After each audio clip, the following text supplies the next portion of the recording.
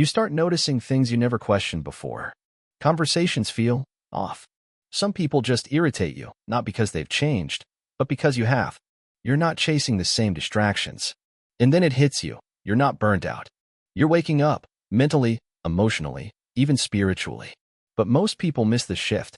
They mistake clarity for anger, peace for loneliness, discipline for control. They think they're falling apart, when in truth, they're finally shedding the noise. Today, we're breaking down 7 uncomfortable signs that you're not losing your mind. You're finally starting to own it. 1. You feel more alone, but more clear. At first, it feels like isolation. People drift. Conversations dry up. You feel out of sync. But it's not loneliness. It's clarity. You've unplugged from the groupthink. The pressure to fit in is gone. And when that dies, so does the fake laughter, the shallow bonding, the people-pleasing. Epictetus said, if you want to improve, be content to be thought foolish and stupid. That's the price of waking up. It's not that you think you're better. You're just no longer available for the illusion.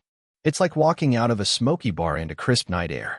It stings at first, but it's real. You're not disconnected. You're just no longer owned. And for the first time, your own thoughts are louder than the crowd.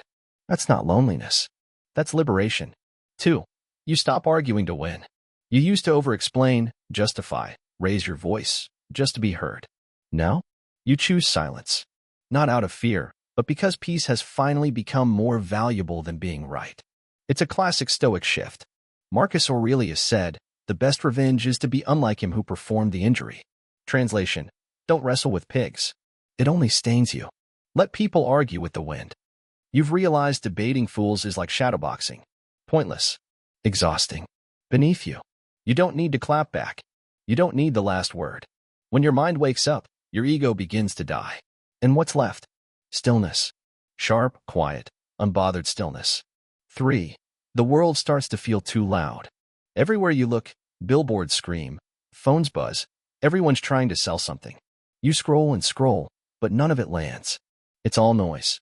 You start to crave silence. Seneca said, to be everywhere is to be nowhere. That's the sickness of modern life, overstimulation. Waking up means noticing your addictions. The urge to check. The discomfort with boredom. Suddenly you want books over screens. Real talks over cheap dopamine. Walks over mindless scrolling. It's not nostalgia. It's awareness. The same noise that once numbed you now irritates you. And that's the shift. When you can't tolerate shallow inputs anymore. It means your mind is finally healing. Silence becomes sacred again. 4. You stop chasing validation. You used to live for approval, likes, compliments, titles. It was oxygen. Now, it feels hollow. You do the work because it's right, not because it'll get noticed. That's growth. That's self-respect. The Stoics lived for this. Marcus Aurelius reminded himself. Ambition means tying your well-being to what others say. Sanity means tying it to your own actions. You stop outsourcing your worth. You stop performing. You stop begging to be seen.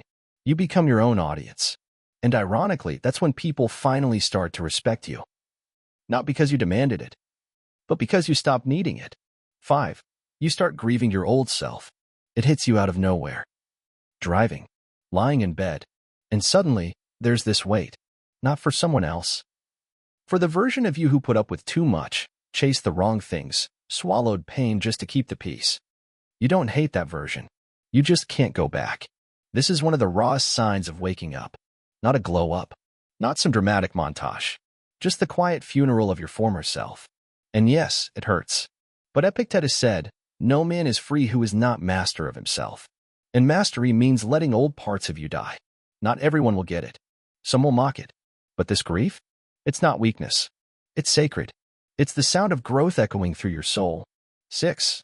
You stop trusting words. You start watching actions. You've heard it all before. I'll change. I've got your back. Trust me. But now, you don't lean on promises.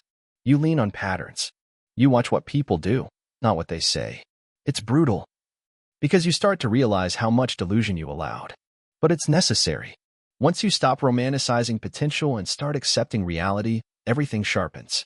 Marcus Aurelius said, never value anything that forces you to break your word or lose your self-respect. Waking up means refusing to get played. Not out of bitterness, but out of deep self-respect. You don't need apologies. You need proof. And if it never comes, you walk.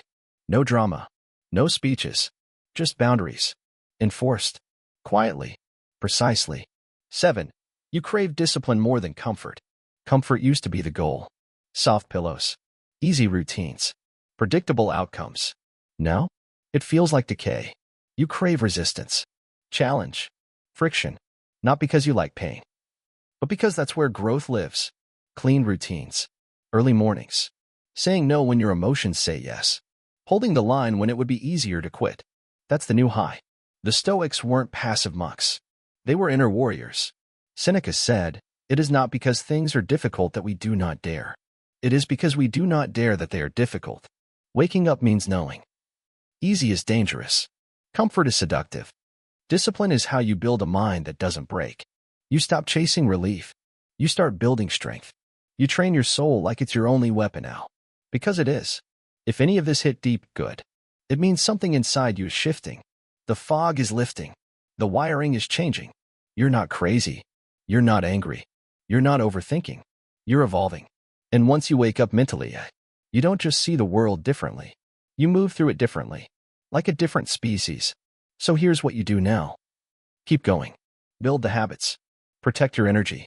Cut the noise. Earn your peace every single day. If this helped bring any of that into focus, hit subscribe. Not because I need followers, but because we need more people living with clarity, discipline, and stoic power.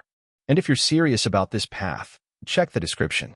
I've linked books, tools, resources to help you go deeper. Your life won't change because of one motivational video, but it can change from one mental awakening. And maybe, just maybe, that moment just happened.